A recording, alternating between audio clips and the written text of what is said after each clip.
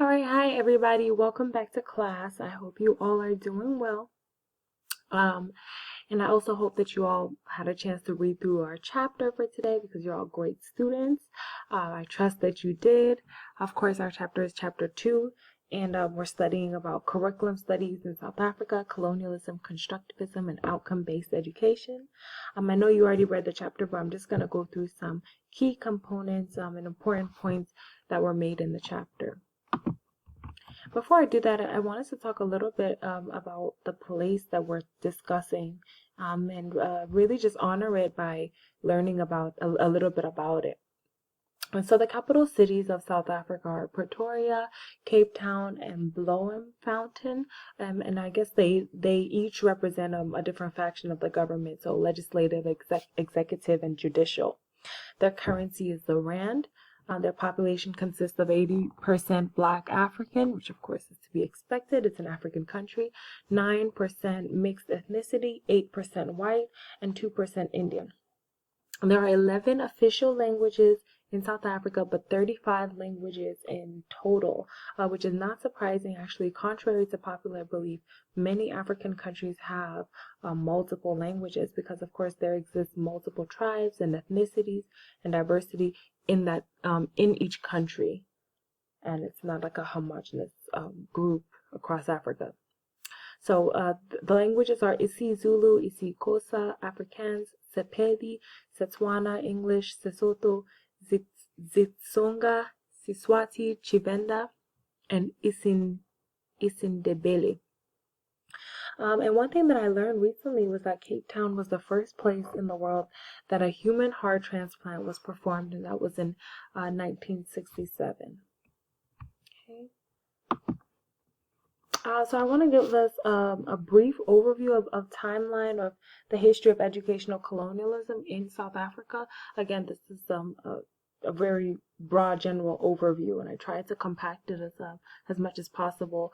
Before we start, I want you to know that curriculum in South Africa was largely shaped by colonial legacy, inequity, neoliberal and neocolonial Western practices, and this began with land occupation and political colonization, which destroyed the traditional indigenous modes of learning as a norm, and it imported constructionist education and philosophy. And this was further established and reinforced through the first slave school, which was in 1658, which reinforced supremacist values and Western practices and privileged them over the indigenous ones. In the 1650s and in the early 1700s, we start to see the imposition of Christianity and religiosity, which is in contrast to the indigenous African spiritual practices.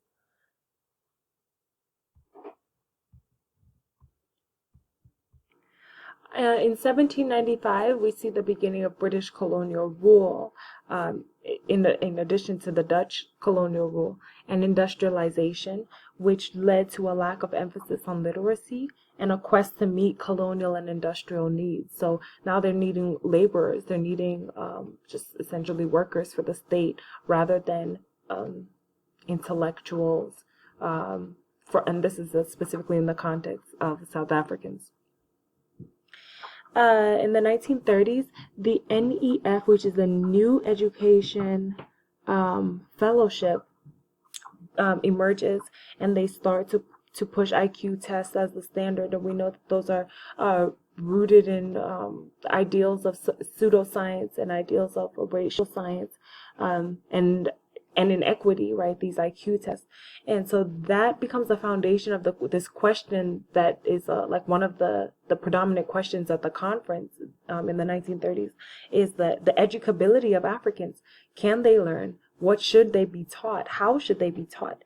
And what can they do for our society, even though we're on their lands and in their society? What can they do for us Europeans? And how are we going to get them to give up their barbaric and savage ways and be of use to us? So we see continued denigration of indigenous values and cultures and traditions. And then in the 1950s, where even though of course, racism and anti-blackness and colonialism was a social norm because of this colonial history with the Dutch and the British. But however, we start to see apartheid, and we start to see it show up in the curriculum as a racial text in apartheid, and so it's now becoming policy and practice. And I really thought this quote was very strong in terms of depicting exactly how the curriculum was used to further marginalize and suppress indigenous people of South Africa.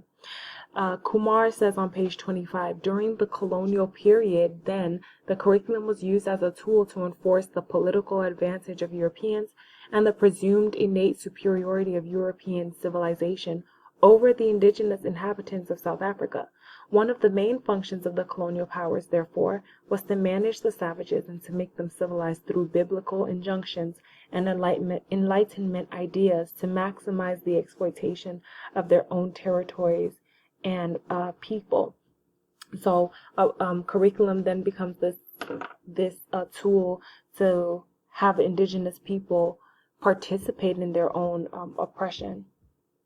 And they did that through a series of like rote learning, which really just prepared them to be civil servants of apartheid and not necessarily critical democratic citizens of the state in which they lived in.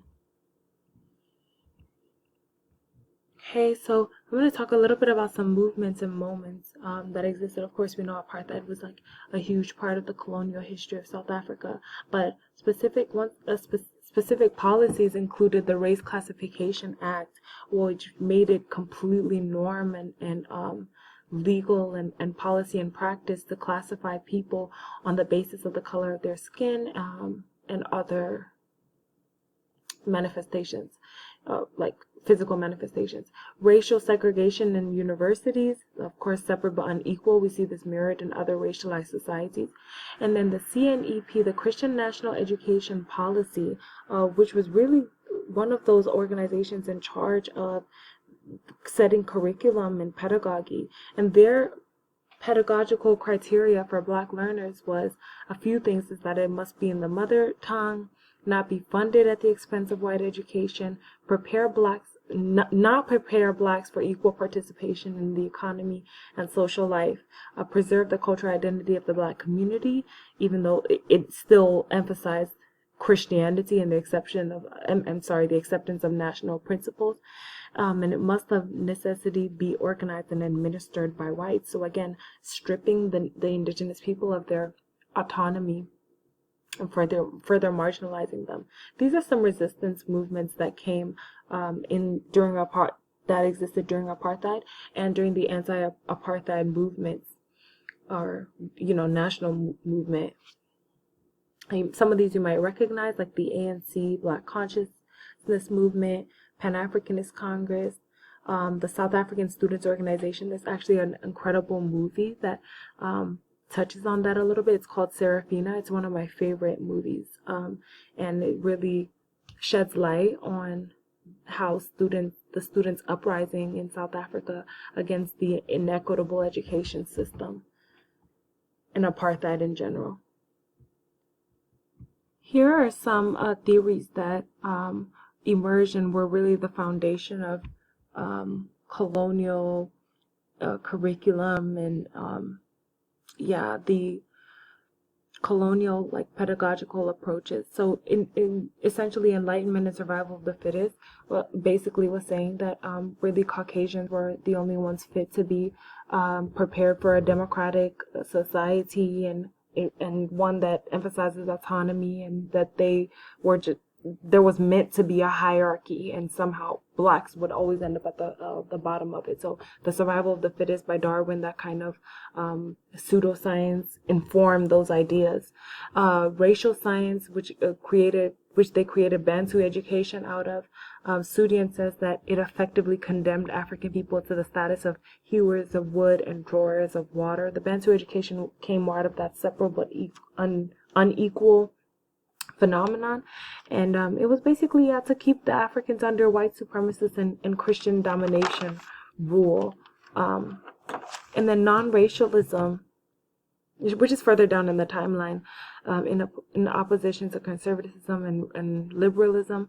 It was basically just like a fancy way to promote unity without really reconciling with the colonial legacies, with the disenfranchisement, with the discrimination that blacks had faced. Just kind of like a kumbaya idealism. New neoliberalism, which promoted neoliberalism promoting incompatible curriculums like the outcomes-based education, which came in the contemporary times, and we'll talk about that in a second. So this is post-apartheid, where they tried a series of reforms, which were, some of them are still in implementation today, but a lot of them ended up failing. We'll talk about why. So after the first democratic election in 1994, after Nelson Mandela is released, the freedom fighter of the apartheid movement, and they removed racial content out of the curriculum, and moved to this push for competency-based curriculum as opposed to rote learning. However, this ended up producing, again, the social hierarchy of privileged, those who had the resources to compete and become competent would always end up on top. And so, yeah, it just reproduced the inequity.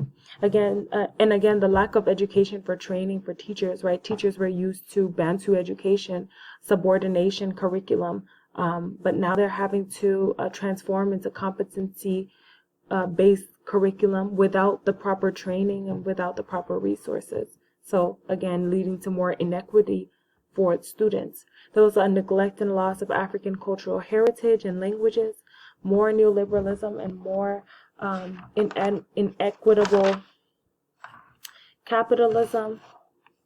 So yeah, we see that education became an instrument just to meet economic growth in this newly formed republic. After the democratic election, then they had a new constitution, but this idea that race was just going to go away wasn't possible, because they did this push for competency-based learning, rather than actual intellectual development, critical thinking, challenging the state of affairs, challenging the state of social hierarchies and whatnot, and also not leading to the creation of citizens who were prepared to participate in a democratic world, who were having autonomy and agency over their lives. No, it just kind of reproduced more neoliberalism and capitalism, because it neglected the historical legacies of racism and discrimination. As I mentioned before, it was like this kumbaya moment that everybody thought would fit into the educational context, but it didn't. Okay, so free in the future. These are what some of the South African theorists and Kumar came up with to what kind of orientations we should use moving forward for South Africa. So the first is uproot colonial legacies and decenter and challenge Eurocentric ideals. We know the curriculum was formed around colonial legacy, around supremacist values, and so decentering those. Reconciliation for indigenous people, which means validating their culture, validating their identities, validating the significance of African people and their history, prior to meeting Europeans and being colonized by Europeans. They were whole societies, and so giving life to that, spreading validation of that. And then Hugo, who's a South African theorist, he says mixed mode pedagogy, contextual pedagogy, and hybridity, which is combining conceptual and contextual and practical knowledge in new age curriculums. Individualized instruction, which we've seen promoted all around the world contemporarily, and then a challenge and critique of social injustices. So people creating students and learners who are able to participate in democracy in a way that doesn't reproduce the same injustices. And then, of course, teaching humanity, which is something that's dear to my heart as well. So I hope that you all enjoyed the chapter like I did. I enjoyed it very much, and I hope you learned something for it. Here are your references. Yeah, so I'll see you in